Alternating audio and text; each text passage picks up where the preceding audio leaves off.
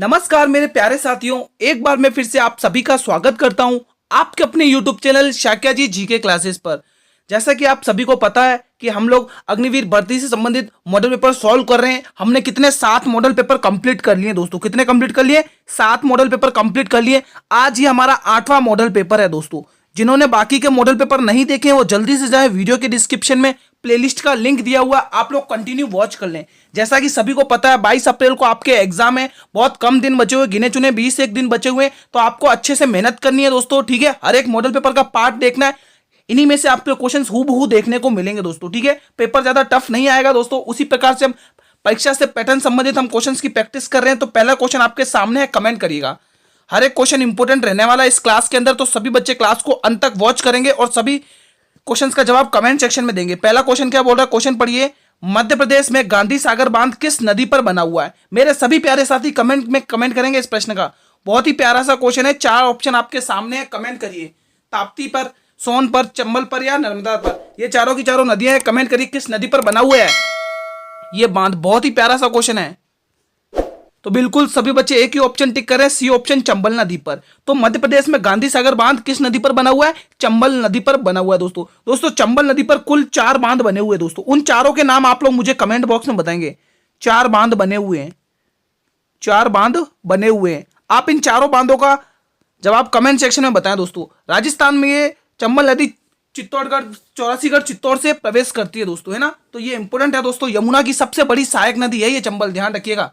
ठीक है, चलिए अगला क्वेश्चन। बहुत ही प्यारा सा क्वेश्चन आया है, मैथ्स का। कमेंट करेंगे सभी मेरे साथी इसको दोस्तों। इस क्वेश्चन को करने की मैं ट्रिक बताऊंगा, बहुत ही शानदार दोस्तों। ठीक है, क्वेश्चन क्या बोल रहा है, 12 संतरों को 1 रुपए पर बेचने से एक व्यक्ति को 20% की हानि होती है। कितने संतरों को वो 1 रुपए पर बेचने से उसे 20% की हानि होगी? बहुत ही प्यारा सा क्वेश्चन है, मेरे सभी प्यारे साथी कमेंट करेंगे। 12 संतरों को 1 रुपए पर बेचने से एक व्यक्ति को 20% की हानि होती है, तो वो कितने संतरों को 1 रुपए पर बेचे ताकि उसको 20% का लाभ हो? 4 संतरों को, 8 संतरों को, 3 संतरों को या 7 संतरों को? बहुत ही प्यारा सा क्वेश्चन है, इंपॉर्टेंट क्वेश्चन है। सभी प्यारे साथी कमेंट करेंगे ये क्वेश्चन इंपॉर्टेंट है। मेरे सभी प्यारे साथी क्वेश्चन को करेंगे। मैं इसको बहुत ही शानदार ट्रिक से कराऊंगा आप लोगों को। चाहे आप स्क्रीनशॉट ले लें, चाहे पीडीएफ ले लें। पीडीएफ के लिए दोस्तों आपको मेरे टेलीग्राम चैनल को ज्वाइन करना पड़ेगा, बिल्कुल फ्री ऑफ कॉस्ट पीडीएफ मिलेगी। टेलीग्राम चैनल का जो लिंक वीडियो के डिस्क्रिप्शन में है। चलिए इस क्वेश्चन को सॉल्व करते हैं। देखिए, 12 संतरों को 1 रुपए पर बेचने पर, मतलब 1 रुपए में कितने संतरे बेचे जा रहे हैं? गुरुजी 1 रुपए में 12 संतरे बेचे जा रहे हैं, बिल्कुल सही बात है। 1 रुपए में 12 संतरे बेचे जा रहे हैं, पर उसको 20% की हानि हो रही है दोस्तों। हानि हो रही है 20% की। कितने की? 20% की हानि का मतलब 80% की, है ना। 20% की हानि का मतलब 80%। 80 लिखते हैं हम, 80% ही लिखते हैं ना हम, ये 100 नहीं लिखते हैं, ताकि क्वेश्चन इजी तरह से सॉल्व हो जाए। कितने प्रतिशत की हानि हो रही है गुरुजी? 80% की हानि हो रही है। चलो ठीक है, अगला देखो, अगला क्या बोल रहा है, कितने संतरों को 1 रुपए में, कितने संतरों को 1 रुपए में बेचने पर उसे 20% का लाभ हो? दोस्तों इस बार लाभ हो रहा है। ठीक है, तो कितने संतरों को 1 रुपए में बेचने पर उसको 20% का लाभ हो? तो गुरुजी 1 रुपए में कितने संतरे बेचने पर, हमें संतरे नहीं पता तो हम एक्स एज्यूम करने, कितने संतरे को बेचने पर 120 का लाभ हो? कितने का? 120 का लाभ हो, 120% का लाभ हो। तो इसको कैसे करेंगे? देखिए, आपको सभी को पता है इनके बीच का, ये तो इनको मध्य अनुपात से हमें गुणा करना पड़ता है और इनको बाहर वालों से, है ना। तो देखिए कैसे करेंगे। तो 1/12 को किससे गुणा करना है गुरुजी? 1/12 को 120 से गुणा करना है। और इधर क्या बताया, 1/x को किससे गुणा करना है? 80 से गुणा करना है। निकालिए इस क्वेश्चन का जवाब कैसे करेंगे। बहुत ही प्यारा सा है, देखिए 12 धम्मा 120, ठीक है, और 10 8 180 यानी 8 संतरे। कितनी आसानी से हमने सॉल्व कर दिया है। 8 संतरे है ना दोस्तों। तो 1 रुपए पे बेचने पर उसे 20% का लाभ होगा कब? जब वो 8 संतरे बेचेगा। तो ऑप्शन बी को लॉक करेंगे। बहुत ही प्यारा क्वेश्चन है, स्क्रीनशॉट लेना चाहें तो ले लें, इंपॉर्टेंट क्वेश्चन है। चलिए अगला क्वेश्चन, क्वेश्चन नंबर 159। मानव शरीर की दूसरी सबसे बड़ी ग्रंथि कौन है? बताइए, बहुत ही प्यारा सा क्वेश्चन एक बार आता हुआ। मानव शरीर की दूसरी बड़ी ग्रंथि कौन है? थायराइड, अग्राशय, पीनियल या यकृत? मेरे सभी प्यारे साथी कमेंट करेंगे कमेंट सेक्शन में इसका जवाब। क्या राइट ऑप्शन रहने वाला है? मानव शरीर की सबसे बड़ी ग्रंथि कौन सी है? तो भाई मानव शरीर की सबसे बड़ी ग्रंथि है अग्राशय। ऑप्शन बी को मेरे सभी प्यारे साथी लॉक करेंगे। भाई क्लास अच्छी लग रही हो तो क्लास को करेंगे लाइक और अपने सभी मित्रों में शेयर करके आ जाएं। सभी सिपाही एक बार क्लास को शेयर करके आए, सभी सिपाही जुड़ जाएं जल्दी से। क्लास आ गई है 8 PM पर डेली। देखो दोस्तों, जो भी नए जुड़ रहे हैं मैं उनको टाइम बताता हूँ। क्लास का टाइम 8 PM रहेगा डेली। आपको डेली जुड़ना है और अपनी तैयारी को एनालाइज करना है दोस्तों, किस प्रकार किस लेवल की तैयारी चल रही है वो सब आप कमेंट बॉक्स में बताएं दोस्तों। आपके रेस्पॉन्स से हमें मोटिवेशन मिलता है। ठीक है, अगला क्वेश्चन, क्वेश्चन नंबर 160, बहुत ही प्यारा सा क्वेश्चन। एक बार फिर से, 100 व्यक्तियों की एक पंक्तियों में अमित बाएं से 35वें स्थान पर बैठा है, तो अमित दाएं से किस स्थान पर होगा? प्यारा सा क्वेश्चन है रीजनिंग का, बहुत ही शानदार। सभी सिपाही कमेंट्स करेंगे 66, 63, 68, 67। मेरे सभी प्यारे साथी कमेंट करेंगे इस प्रश्न का जवाब। बहुत ही शानदार क्वेश्चन है रीजनिंग का। 100 व्यक्तियों की एक पंक्तियों में अमित बाएं से 35वें स्थान पर बैठा है, तो अमित दाएं ओर से। दोस्तों आपको दाएं ओर से पूछा है तो आपको फॉर्मूला लगाना और कुछ नहीं। जब भी हमें राइट साइड से पूछे तो हमें कुछ नहीं करना है, टोटल में 1 प्लस करके लेफ्ट में माइनस करना है। क्योंकि देखो मैं पहले एक बार फॉर्मूला लिख देता हूं। हमें क्या पूछा है? दाएं से पूछा है ना, तो राइट का कैसे फॉर्मूला लगाएंगे? हम क्या करेंगे?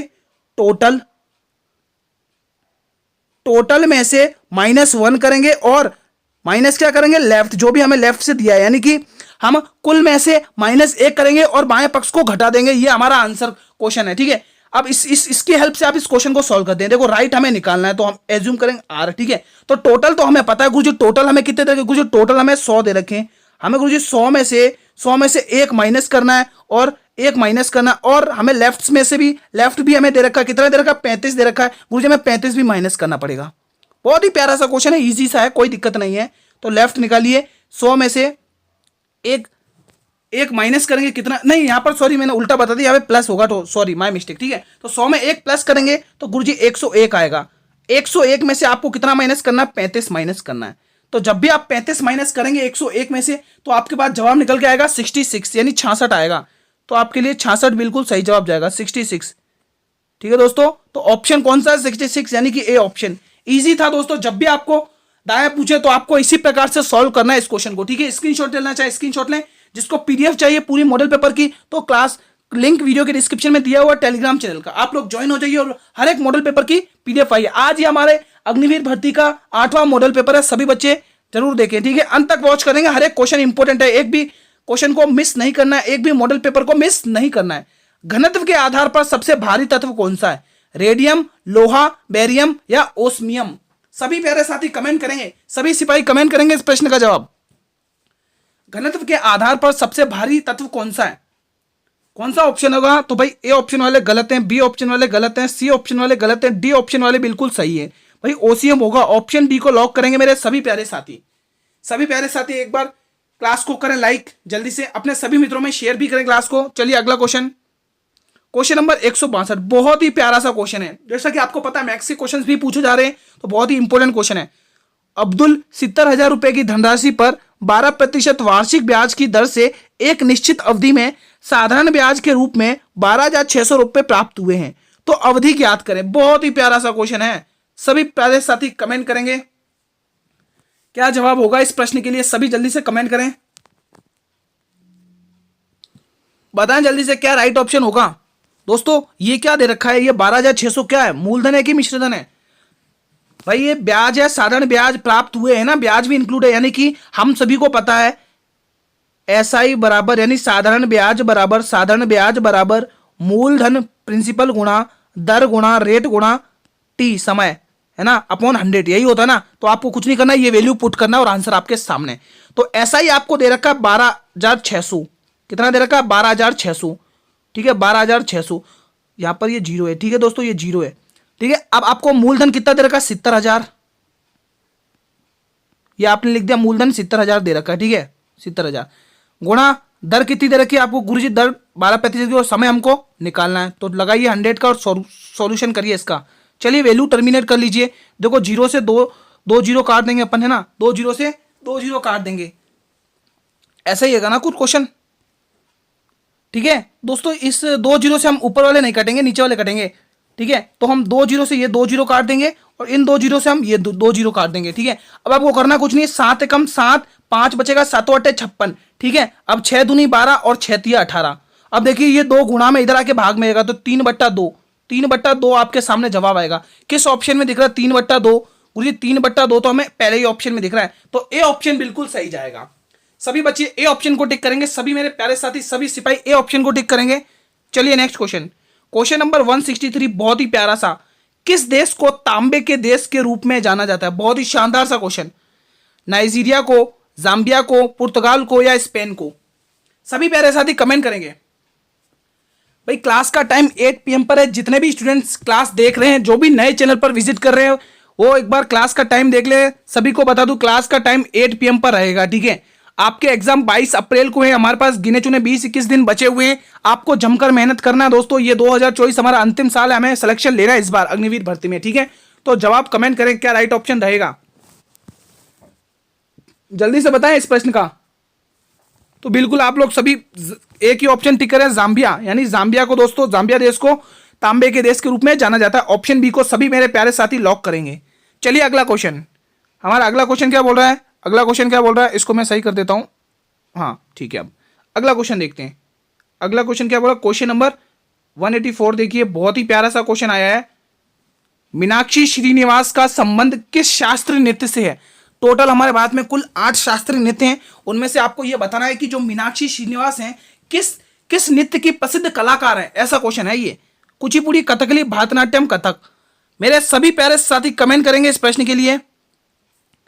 भाई जल्दी से बताएं। कुचिपुड़ी आंध्र प्रदेश की। ये दोस्तों आप बार बार लिखा करें तो आपको हैबिट हो जाए इसकी, है ना। आंध्र प्रदेश, आंध्र प्रदेश, आंध्र प्रदेश ध्यान रखेंगे, ठीक है मित्रों। कथकली आपके केरल ध्यान रखेंगे, ये आपके केरल की, ठीक है दोस्तों। और ये कथक आपके यूपी का शास्त्र नृत्य है। किसका है भाई? यूपी का ध्यान रखेंगे, ठीक है दोस्तों। अब बचा दोस्तों भरतनाट्यम। भरतनाट्यम आपके दोस्तों ध्यान रखेंगे तमिलनाडु का शास्त्रीय नृत्य है दोस्तों। किसका है? तमिलनाडु का है, ठीक है। इसके कुछ दोस्तों प्रमुख कलाकार हैं दोस्तों। मैं आंसर भी बता देता हूँ। श्रीनिवास मतलब मीनाक्षी श्रीनिवास का संबंध ही भरतनाट्यम से है दोस्तों। और इनके प्रसिद्ध कलाकार और ध्यान रखें, यामिनी कृष्ण मूर्ति ध्यान रखेंगे सभी मेरे प्यारे साथी। यामिनी, मैं नाम यामिनी लिख रहा हूँ, कृष्ण मूर्ति नहीं लिख रहा हूँ। यामिनी ध्यान रखेंगे, सोनल मानसिंह ध्यान रखेंगे, रुक्मणी देवी ध्यान रखेंगे, रुक्मिणी देवी ध्यान रखेंगे। और स्पेस नहीं है, बाकी मैं और बता दूं, रुक्मणी देवी ध्यान रख लेंगे सभी बच्चे, है ना। वैजंती माला हो गया, टी बाला सरस्वती हो गए दोस्तों, है ना। एम के सरोज, एस के सरोज, है ना। तो ये कुछ इंपॉर्टेंट और फेमस प्रसिद्ध कलाकार हैं भरतनाट्यम के दोस्तों। चलिए अगला क्वेश्चन मूव ऑन करते हैं। क्वेश्चन नंबर 165 का जवाब देंगे। बद्रीनाथ का मंदिर भारत के किस राज्य में स्थित है? बहुत ही प्यारा सा और इंपॉर्टेंट सा क्वेश्चन है। सभी प्यारे साथी, सभी सिपाही कमेंट करेंगे। इंपॉर्टेंट है दोस्तों, कमेंट करेंगे। उत्तराखंड, राजस्थान, हरियाणा, पंजाब? मेरे सभी प्यारे साथी कमेंट करें, क्या राइट ऑप्शन रहेगा? बद्रीनाथ का मंदिर भारत के किस राज्य में स्थित है? दोस्तों जितने भी मॉडल पेपर आपको अग्निवीर भर्ती से कराए जा रहे हैं, मैं आपसे रिक्वेस्ट करता हूं एक भी मॉडल पेपर को मिस नहीं करेंगे आप सभी मित्र, मेरे सभी प्यारे साथी। और देख लेना एग्जाम में हूबहू हमारे मॉडल पेपर से ही बहुत सारे क्वेश्चन देखने को मिलेंगे। हाँ, हर एक मॉडल पेपर की पीडीएफ आपको अवेलेबल है टेलीग्राम चैनल पर। जिसने अभी तक ज्वाइन नहीं किया जल्दी से ज्वाइन करें, लिंक वीडियो के डिस्क्रिप्शन में, जल्दी से ज्वाइन कर लें, ठीक है। तो बिल्कुल सभी बच्चे ए ऑप्शन टिक करें भाई। बद्रीनाथ का मंदिर उत्तराखंड में है दोस्तों, उत्तराखंड में। भाई बद्रीनाथ के मंदिर की बात कर रहे हैं उत्तराखंड में, तो हम केदारनाथ मंदिर को कैसे भूल जाए, ये भी उत्तराखंड में। कुछ इंपोर्टेंट नाम ध्यान रख लें मंदिरों के जो एग्जाम में पूछे जाएंगे। केदारनाथ, ये सारे के सारे उत्तराखंड के ही हैं दोस्तों, ध्यान रखना। केदारनाथ हो गए, है ना, केदारनाथ हो गए। मनसा देवी मंदिर हो गया, मनसा देवी मंदिर हो गया, मनसा देवी मंदिर हो गया दोस्तों, है ना। केदारनाथ, मनसा देवी, और भी ध्यान रख सकते हैं, और भी आप ध्यान में रख सकते हैं दोस्तों। नैना देवी, नंदा देवी, है ना। जागेश्वर मंदिर, नैना देवी, नैना, नंदा और जागेश्वर, नैना, नंदा और जागेश्वर मंदिर, जागेश्वर, है ना। तो ये कुछ प्रमुख मंदिर हैं उत्तराखंड के जो एग्जाम में पूछने योग्य हैं। Next question 166। एक लड़के की ओर इशारा करते हुए राधा ने कहा, वो मेरे दादा के इकलौते पुत्र का पुत्र है, तो वो लड़का राधा से किस प्रकार संबंधित है? दोस्तों क्या हम इसको ओरल सोल्व कर सकते हैं? जी हाँ दोस्तों, हम इसको ओरल सोल्व कर सकते हैं दोस्तों। ब्लड रिलेशन के क्वेश्चन हम ओरली सोल्व कर सकते हैं। बताइए मेरे सभी प्यारे साथी, हम ओरल सोल्व कर सकते हैं इसे दोस्तों। कैसे करेंगे देखिए, जिनको आता है देखिए, जिनको नहीं आता उसके लिए मैं डायग्राम भी बनाऊंगा। पहले ओरल देखिए। एक लड़के की ओर इशारा करते हुए राधा बोल रही है, राधा एक लड़के की ओर इशारा करके क्या बोल रही है? वो मेरे दादा के इकलौते पुत्र, यानी इकलौते, दादा के इकलौते पुत्र राधा के पिता हुए, पिता का पुत्र राधा का भाई हुआ। बस खत्म, आंसर आ गया भाई। कितना इजी था दोस्तों। देखिए डायग्राम के थ्रू देखिए, राधा बोल रही है, यहां पर ये राधा है, ठीक है, ये राधा है, ठीक है। राधा में गलत लिख गया, राधा के दादाजी। अब राधा के दादाजी कब होंगे आप बताइए? जब उसके पिता होंगे तभी तो दादाजी होंगे। राधा के पिता हो गए, ये राधा के पिता हो गए। अब यहां पर राधा के कौन बैठे हुए? अब यहां पर राधा के दादाजी बैठे हुए। अब यहां पर कौन है, राधा के दादाजी हैं, ठीक है। राधा के दादाजी के इकलौते पुत्र कौन है, उसके पिता। अब ये किसके पिता है भाई, राधा के पिता है, राधा के भी पिता है ना। तो वह लड़का किस प्रकार से संबंधित है ना। वो क्या बोल रही राधा की, वो मेरे दादा के इकलौते पुत्र का, तो वो लड़का दोस्तों राधा का भाई हो जाएगा, भाई, राधा का भाई होगा वो लड़का। यानी कि आपका कौन सा ऑप्शन दिख रहा है, ए ऑप्शन, ठीक है दोस्तों। इजी था, कोई दिक्कत नहीं थी। चलिए अगला क्वेश्चन, क्वेश्चन नंबर 167, परमाणु की खोज किसने की थी, बताइए सभी प्यारे साथी, सभी सिपाही कमेंट करेंगे। परमाणु की खोज किसने की थी दोस्तों। साइंस के क्वेश्चन ज्यादा टफ नहीं आएंगे, आपके खाली 10th के लेवल के क्वेश्चन आएंगे, कोई ज्यादा पेपर टफ नहीं आएगा, इसलिए अपने दिमाग से ये बर्डन हटा दे। लेकिन मेहनत तो आपको करनी है दोस्तों, ये ना सोचे कि मेहनत नहीं करनी, मेहनत तो बराबर करनी है। आपको डेली मुझसे 8 PM पर जुड़ना है। तो अगर आप लोग जितना मैं पढ़ा रहा हूं उतना भी पढ़कर चले जाते ना, तो आपका सिलेक्शन पक्का होगा दोस्तों, गारंटी है दोस्तों, सिलेक्शन की गारंटी है दोस्तों, ठीक है। जिस प्रकार से पढ़ाया जा रहा हूं आपके दोस्तों, हर एक क्वेश्चन आपके एग्जाम के पैटर्न के अनुसार क्वेश्चंस लाए जा रहे हैं, तो आपके लिए इंपॉर्टेंट रहने वाले हैं। आप लोग यहां पर अपना टेस्ट दिया करें दोस्तों, आप लोग रेस्पॉन्स किया करें कमेंट सेक्शन में हर एक क्वेश्चन का। तो क्या राइट ऑप्शन रहेगा इस प्रश्न के लिए, सभी मेरे प्यारे साथी बताएंगे जॉन डाल्टन को दोस्तों। जी हां दोस्तों, परमाणु की खोज किसने की थी भाई, परमाणु खोज करी थी जॉन डाल्टन ने दोस्तों। डाल्टन ने, ऑप्शन ए को टिक करेंगे, ऑप्शन ए को मेरे सभी सिपाही टिक करेंगे, option A will be the right answer. बढ़े अगले क्वेश्चन की तरफ। चलिए साथियों अगले क्वेश्चन की तरफ बढ़ते हैं एक बार फिर से। बहुत ही प्यारा सा क्वेश्चन आता हुआ, बहुत ही शानदार सा क्वेश्चन आता हुआ, कमेंट करें भाई, इस प्रश्न का जवाब कमेंट करें। जिन बच्चों को आता है इस प्रश्न का जवाब कमेंट करें। समकोण त्रिभुज का क्षेत्रफल 120 स्क्वायर सेंटीमीटर, लंबवत भुजाओं का अनुपात दे रखा है 2 और 5, तो त्रिभुज का परिमाप ज्ञात करिए। बहुत ही प्यारा सा क्वेश्चन है भाई। समकोण त्रिभुज कैसा होता है गुरुजी, समकोण त्रिभुज ऐसा होता है गुरुजी, समकोण त्रिभुज ऐसा होता है, ठीक है, ठीक है। अब उसने क्या बोला, समकोण त्रिभुज का क्षेत्रफल है 120 सेंटीमीटर, ठीक है। अब लंबवत भुजाओं का अनुपात ज्ञात करना है। तो देखिए ये लंबवत भुजाओं, देखो ये होता है 12A और ये है 5A। गुरुजी 12 ये 5A क्या है, तो देखो 12A तो इसकी जो समकोण है ना उसकी तो क्या हो गई, ऊंचाई हो गई, जो 5A क्या हो गया, आधार हो गया। तो आपने अगर ध्यान दिया हो, अगर आपको पता हो तो 12, 5 और 13 की एक ट्रिपलेट होती है। क्या होती है, ट्रिपलेट होती है। देखो समकोण त्रिभुज की क्या प्रॉपर्टी होती है कि जो परपेंडिकुलर, जिसको अपन कर्ण बोलते हैं, कर्ण और आधार का एक जो सबसे इसके जस्ट अपोजिट क्या होती है, हाइपोटेनियस होती है, ठीक है, ये सबसे बड़ी होती है, ठीक है। तो आपको त्रिभुज का क्षेत्रफल दे रखा है, आप सभी को पता है त्रिभुज का क्षेत्रफल क्या होता है, सभी को पता है ना त्रिभुज का क्षेत्रफल क्या होता है। मुझे त्रिभुज का क्षेत्र, पहले त्रिभुज लिख देता हूं, त्रिभुज का क्षेत्रफल दोस्तों, क्षेत्र में लिख रहा हूं आप समझ जाइएगा, ठीक है, क्योंकि स्पेस कम पड़ रहा है इसलिए। त्रिभुज का क्षेत्रफल क्या होता है गुरुजी, 1/2 गुणा ऊंचाई गुणा आधार। ऊंचाई कितनी है गुरुजी, ऊंचाई इसकी 12A है और आधार कितना 5A, और हमें दिया कितना है क्वेश्चन में 120, कितना दिया हुआ है समकोण त्रिभुज का क्षेत्रफल। चलिए गुरुजी इसको सॉल्व करते, कैसे करेंगे, देखो ये कितना जाएगा 6A। अब देखो 6 पंचे 30A होगा कि नहीं होगा, 30A यहां पर मैं सही से लिख देता हूं, सही से नहीं लिखा हुआ है, आप लोग ध्यान से समझिएगा क्वेश्चन को, ठीक है। यहां पर क्या हो गया 30A, कितना हो गया 30A बराबर 120। अब आप खुद देखिए दोस्तों, यहाँ पे A स्क्वायर होगा क्योंकि 2A है ना, एक ये रहा, एक ये और जब गुणा होंगे तो A का स्क्वायर होता है, ठीक है। तो 3 चौके 120 यानी 30 चौके 120 होता है, यानी A स्क्वायर का मान कितना आया, A स्क्वायर का मान कितना आया 4 आया। तो A की वैल्यू कितनी आएगी 2, क्योंकि वो रूट में आ जाएगा, है ना। तो देखिए A का मान 2 आ गया। अब आपको क्वेश्चन क्या पूछा है गुरुजी, क्वेश्चन पूछा है त्रिभुज का परिमाप बताइए। परिमाप में क्या होता है कि त्रिभुज की सभी भुजाओं का प्लस, है ना, सभी भुजाओं का योग। तो 13 और 12 को प्लस करेंगे, जवाब आएगा 25, और 25 में 5A प्लस करेंगे, जवाब आएगा 30A। क्या आएगा 30A। जवाब क्या आएगा दोस्तों, समझिएगा क्वेश्चन को, जवाब क्या आएगा 30A। लेकिन A का मान आपको पता है, A का मान 2 है, तो 30 को आपको 2 से गुणा करना पड़ेगा, जब आपके जवाब आएगा 60। तो भाई त्रिभुज का 60 सेमी आया दोस्तों, क्या आया 60 सेमी, यानी ऑप्शन सी को लॉक करेंगे, ठीक है। इजी क्वेश्चन था, आई थिंक सभी बच्चों को आ गया इस क्वेश्चन को कैसे सॉल्व करना है। जिसको समझ में ना आया हो, ये कमेंट सेक्शन बिल्कुल आप लोगों के लिए बनाया हुआ है, आप लोग कमेंट करेंगे, अपने कमेंट को ड्रॉप करेंगे, मैं रिप्लाई कर दूंगा। चलिए अगला क्वेश्चन, बहुत ही प्यारा सा क्वेश्चन नंबर 169, निम्न में से विश्व की लघु संसद किसे कहा जाता है। बहुत ही शानदार और इंपॉर्टेंट क्वेश्चन है, कमेंट करें। सुरक्षा परिषद को, अंतरराष्ट्रीय न्यायालय को, सचिवालय को या महासभा को। सभी प्यारे साथी कमेंट करेंगे कमेंट सेक्शन में। दोस्तों अगर क्लास लगता है आपके लिए ये इंपॉर्टेंट है, एक लाइक तो बनता है दोस्तों। जल्दी से सभी प्यारे साथी लाइक करें और शेयर करें। आज ये 8वां मॉडल पेपर है अग्निवीर भर्ती का। हमने 7 मॉडल पेपर कंप्लीट कर लिए। जिन्होंने नहीं देखे वो जल्दी से देखें, प्लेलिस्ट का लिंक वीडियो के डिस्क्रिप्शन में दिया हुआ है। बताइए दोस्तों क्या राइट ऑप्शन रहेगा। बहुत ही प्यारा सा क्वेश्चन है, विश्व की लघु संसद किसे कहा जाता है। तो बिल्कुल आप लोग ए ऑप्शन को तो टिक करेंगे नहीं, बी को भी टिक करेंगे नहीं, सी को भी टिक करेंगे नहीं, बिल्कुल डी ऑप्शन की तरफ जाएंगे मेरे सभी प्यारे साथी। दोस्तों निम्न में से विश्व की लघु संसद किसे कहा जाता है। राष्ट्रसंघ के 6 अंग होते हैं दोस्तों, उसमें से 6 ही अंगों में से यह महासभा है जिसको क्या कहा जाता है, विश्व की लघु संसद कहा जाता है दोस्तों।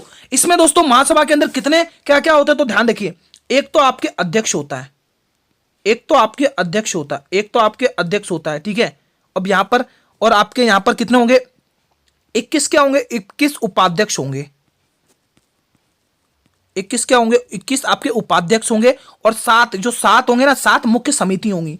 7 मुख्य समिति होंगी।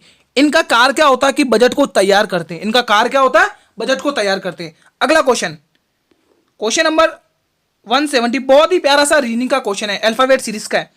के से जे, जे से एल, एल से आई, तो बीच में क्या आएगा। बहुत ही प्यारा शानदार क्वेश्चन है। ये तो सभी बच्चे कमेंट करते हैं भाई, ये तो कोई भी गलत नहीं करेगा, इजी क्वेश्चन है। सभी प्यारे साथी कमेंट करें, मेरे सभी सिपाही कमेंट करें।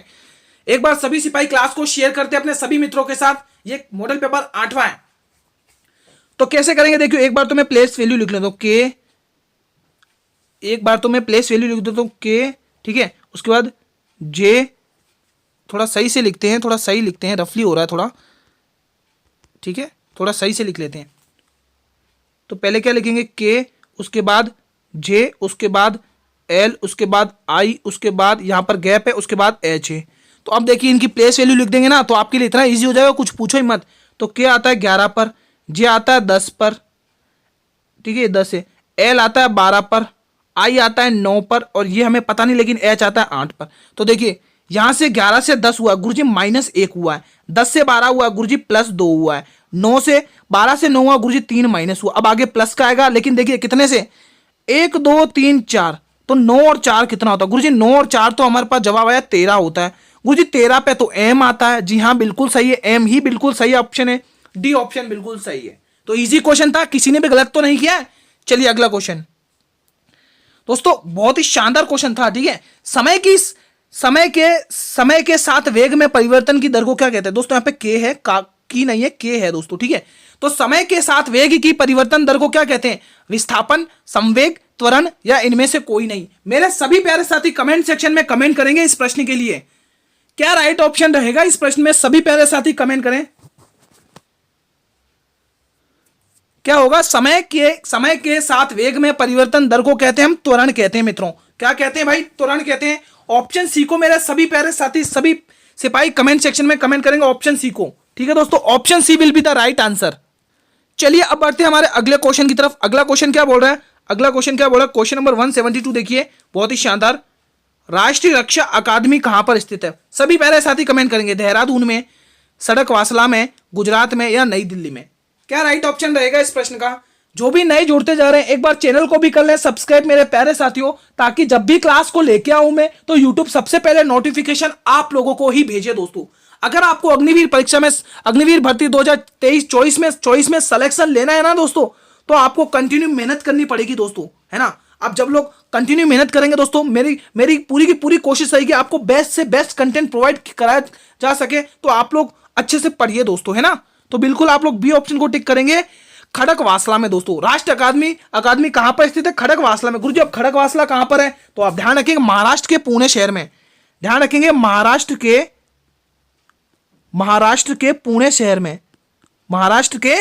पुणे शहर में, दोस्तों, पुणे।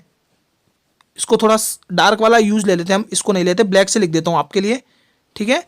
यहां पर मैं ब्लैक से लिख रहा हूं, ब्लैक से। महाराष्ट्र के पुणे शहर में यही, ठीक है, महाराष्ट्र के पुणे शहर में है दोस्तों। ये खड़गवासला क्या है गुरुजी, खड़गवासला एक बांध है, दोस्तों। क्या है ये, एक प्रकार का बांध है दोस्तों, जो किस नदी पर बना हुआ, अलकनंदा नदी पर बना हुआ है। ये बांध अलकनंदा नदी पर बना हुआ है, ठीक है दोस्तों। ये बांध किस नदी पर बना हुआ है गुरुजी, ये बांध अलकनंदा नदी पर बना हुआ है। मैं यहां पर लिख दे रहा हूं अलकनंदा नदी पर यहां पर लिख दे रहा हूं, पर बना हुआ है, पर बना हुआ है, अलकनंदा नदी पर यह बांध बना हुआ है। चलिए नेक्स्ट क्वेश्चन की तरफ मूव ऑन करते हैं। अगला क्वेश्चन, क्वेश्चन नंबर 174 का जवाब देंगे। पंडित रविशंकर का संबंध किस वाद्य यंत्र से? क्या बात है, बहुत ही प्यारा सा और इंपोर्टेंट सा क्वेश्चन है, इंपोर्टेंट क्वेश्चन है। शहनाई, तबला, सितार, बांसुरी। सभी प्यारे साथी कमेंट करेंगे पंडित रविशंकर का संबंध किस वाद्य यंत्र से है। क्या राइट ऑप्शन रहेगा? जल्दी से सभी प्यारे साथी कमेंट करें। इस क्लास में क्या क्वेश्चन का जवाब होगा, जल्दी से बताएं दोस्तों। जो भी स्टूडेंट्स नए जुड़े उनको बता दूं दोस्तों, हर एक मॉडल पेपर की पीडीएफ आपको मेरे टेलीग्राम चैनल पर मिलेगी। जिसने अभी तक टेलीग्राम चैनल ज्वाइन नहीं किया है, लिंक वीडियो के डिस्क्रिप्शन में, जल्दी से ज्वाइन करें और बिल्कुल फ्री ऑफ कॉस्ट पीडीएफ लें। तो भाई सभी बच्चे सी ऑप्शन को टिक करेंगे। पंडित रविशंकर का संबंध किस वाद्य यंत्र से है? ये प्रसिद्ध सितार वादक हैं दोस्तों। पंडित रविशंकर को दोस्तों ग्रैमी पुरस्कार मिला हुआ है, ध्यान रखेंगे, इनको ग्रैमी पुरस्कार मिला हुआ है। संगीत का दोस्तों, संगीत के क्षेत्र में सबसे बड़ा पुरस्कार है ये ग्रैमी पुरस्कार। ग्रैमी पुरस्कार इन्हीं को मिला हुआ है दोस्तों, है ना, इन्हीं को दोस्तों ग्रैमी पुरस्कार। ये प्रथम भारतीय थे दोस्तों, प्रथम भारतीय थे, है ना, ये प्रथम भारतीय थे जिन्हें ग्रैमी पुरस्कार मिला हुआ है। यहां पर मैं सही से लिख देता हूं अच्छे से, प्रथम भारतीय थे, प्रथम भारतीय। भाई गुरुजी अगर प्रथम भारतीय ये थे तो प्रथम महिला भी तो थी। जी हाँ दोस्तों, प्रथम महिला भी थी, प्रथम महिला भी थी दोस्तों जिन्हें ग्रैमी पुरस्कार मिला हुआ। प्रथम महिला कौन है?